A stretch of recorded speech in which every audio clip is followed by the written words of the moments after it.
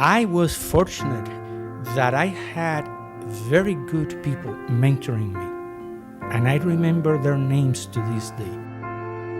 The gesture at the right time, a work at the right time can mean the world to a child. For President Javier Miyares, the vision he brings to UMUC begins with the people who were there to give him guidance during the unique challenges he faced growing up. First and foremost were his parents, both teachers who valued education and standing up for one's beliefs. So when the Cuban Revolution started, they sent Javier, who was just 14 at the time, out of the country to safety. He joined thousands of Cuban children separated from their families in what was called Operation Pedro Pan. For me, it was a great adventure. Keep in mind that we were supposed to be back by Christmas. So from my perspective, I thought that every child is separated from his parents. I thought that was normal. But Javier didn't make it back to Cuba. From his first stop in Venezuela, he was sent to Miami, where he went on to graduate from high school. He then entered the seminary and was sent to the Dominican Republic, where he found himself in the middle of another revolution at Red Beach. Red Beach was the landing spot. And what struck me was how young they were. They were my age. As he watched the American soldiers who'd been sent to intervene, one of them stopped to take a picture of young Javier and some school children and the servicemen. The image of those soldiers draws an instant connection to Javier's work today. And he gave me the picture. It's one of my most prized possessions. I would have never imagined in my wildest dream that one day I will be the president of an institution that is a premier institution servicing the higher ed needs of American military. His unique life experiences have left Javier with strong beliefs and a passion for helping others.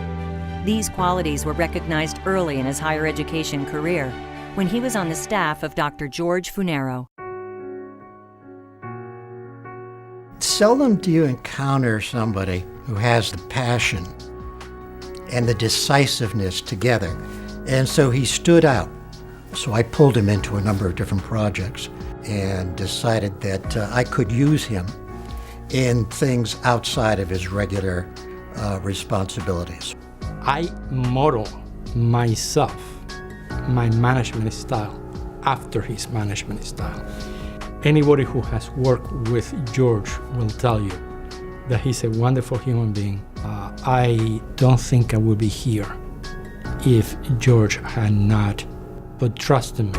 As Javier rose through the ranks, he continued to extend a hand to others, becoming a personal mentor to many, including UMUC staff members Denise Nattison and Derek Norris. He said, it's going to push you out of your comfort zone, but you can do more than what you're doing now. You can contribute more. When he would come by to ask me, how are you doing? I knew that he genuinely wanted to know how I was doing. And we would sit down and we would have conversations. I mean, his calendar is booked. For him to sit down and just take 5 minutes, that meant a lot to me.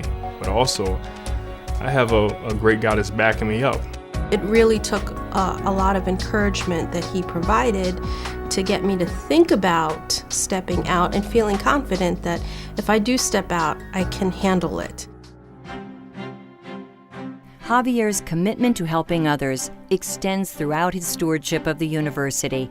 As an advocate of high-quality education that is accessible, affordable, and gets results for UMUC graduates. He is tuned in to all kinds of people. And after all, this is an institution that serves learners worldwide, representing people from all different classes and backgrounds. And it requires leadership that's really tuned in. For him, this position has no ego attached to it, and he will tell you that it's not about him. I mean, he's honored to fill the role, but he's in this position to be a protector of the institution, the direction, its success, the well-being of the people. I've had the good fortune of knowing Javier for many years. He and I have both spent most of our professional lives working in higher education. It's really a remarkable thing that someone who has such strong ambition for the institution also has such a caring attitude about the community that makes up this university. And so I think given the changing landscape in higher education, we just couldn't have a better leader at this university at this time.